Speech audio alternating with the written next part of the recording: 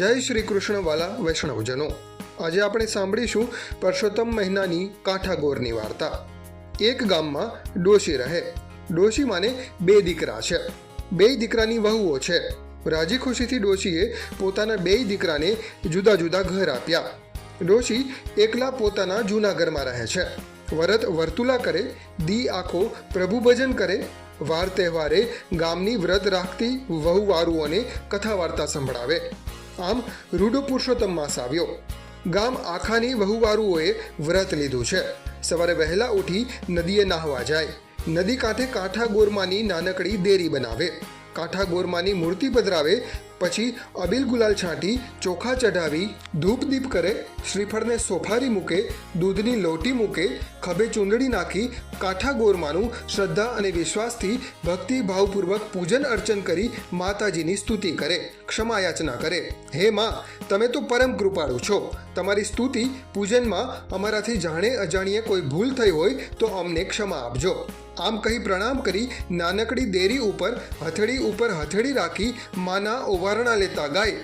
આંબોડું જાંબુડું કેરીને કોઠીંબડું મેં દામોદર નો તર્યા, લાડવા લાપસી સુવાડી સેવ, તમે જમો ને મારા દેવ, કારેલાની કઢી કરી, કટકો પાપડ કટકો વળી, દ્વારિકાના માર્ગે ચડી, લ્યો બ્રાહ્મણ લેતા જાઓ, અમને આશીર્વાદ દેતા જાઓ, લાલાની તો મહેર છે, તમ જમવાનું આપણે ઘેર છે। આમ કાંઠા ગોરમાને કાલાવાલા કરી બધી વહુવારુઓ ગીત ગાતા ઘેરે આવે છે। ડોશીની નાની વહુ પણ ઘેર આવે છે। નાની વહુને વિચાર આવ્યો કે લાવને ભાભીને પણ પુરુષોત્તમ માસનું વ્રત લેવાનું કહીએ, એમનું પણ કલ્યાણ થાય।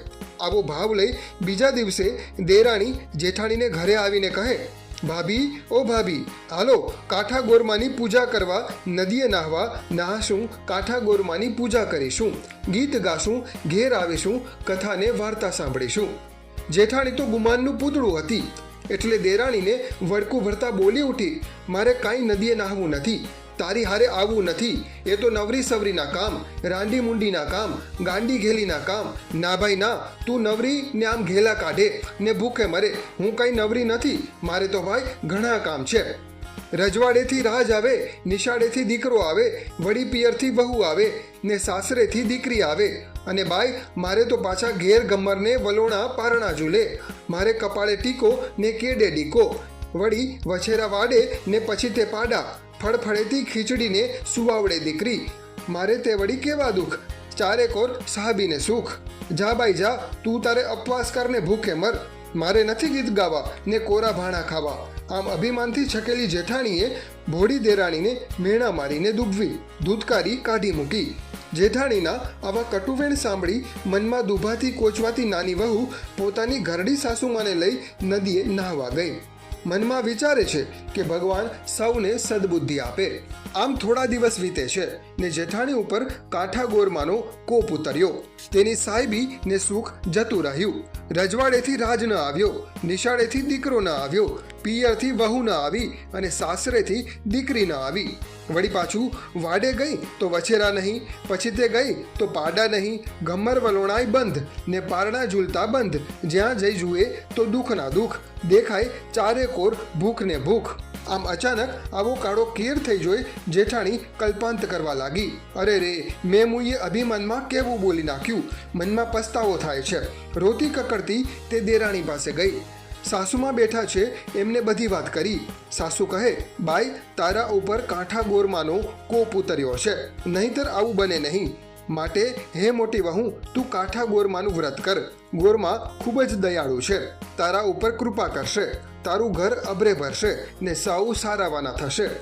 આવતીકાલથી 5 પડોશીને ભેગા કરજે, ગાતી ગાતી નદીએ જજે, છાબડે ફૂલ લેજે, ડાબલે કંકુ લેજે, ધૂપને દીપ લેજે, શ્રીફળને સોપારી લેજે, દૂધના કળશ ને કંકાવટી લેજે, ખભે ચૂંદડી નાખજે, નદીએ નાહજે ને ગોરમાની પૂજા કરજે, સ્તુતિ કરજે ને કાલાવાલા કરી કરગરી પડજે। જા વહુ, કાંઠા ગોરમાં તારું કલ્યાણ કરશે। કહે છે ને કે વારિયા ન માને પણ હારિયા તરત માને। સાસુમાની શીખને માથે ચડાવી મોટી વહુ બીજા દિવસે સવારે કહ્યા પ્રમાણે ગાતી ગાતી નદીએ ગઈ. નાહી ધોઈને સ્વચ્છ થઈ ગોરમાની પૂજા કરવા ગઈ. પણ બધાએ પૂજા કરી ત્યારે ગોરમાં સવડા હતા ને જેવી મોટી વહુ પૂજા કરવા બેઠી કે કાંઠા ગોરમાં અવળા થઈ ગયા. આ જોઈ મોટી વહુ રડવા લાગી. ગોરમાને કરગરી પડી કે માં, તું તો દયાની દેવી છે. છોરું કછોરું થાય પણ માવતર કમાવતર ન થાય. માં, મારી ભૂલ મને સમજાય છે. મેં અભિમાનથી છકી તમારું અપમાન કર્યું છે. મને ક્ષમા કરો, ક્ષમા કરો. તેની વિનંતી સાંભળી ગોરમાને દયા આવી ગઈ. અવળા થઈને બેઠા હતા તે સવડા થઈ ગયા. મોટી વહુએ શ્રદ્ધા અને ભક્તિભાવથી કાંઠા ગોરમાની પૂજા કરી જય બોલાવી. બોલો કાંઠા ગોરમાની જય.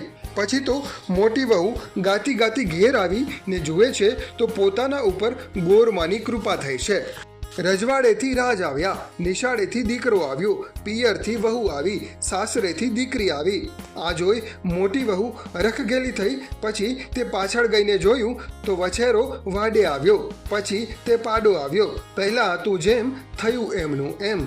સર્વ વાતે પોતાનું ઘર ભર્યું ભાદર્યું થયેલું જોઈને મોટી વહુ કાંઠા ગોરમાને મનોમન પ્રણામ કરી અને સંકલ્પ કર્યો કે હવેથી આવતા દરેક પુરુષોત્તમ મહિનામાં હું તમારું વ્રત ઉપવાસ કરીશ.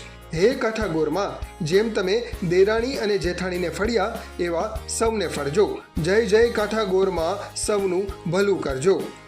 જે કોઈ વ્યક્તિ પૂરી શ્રદ્ધાથી આ વાર્તા સાંભળે છે એનું કાંઠા ગોરમા ભલું કરે છે. જય કાંઠા ગોરમા, જય પુરુષોત્તમ રાય.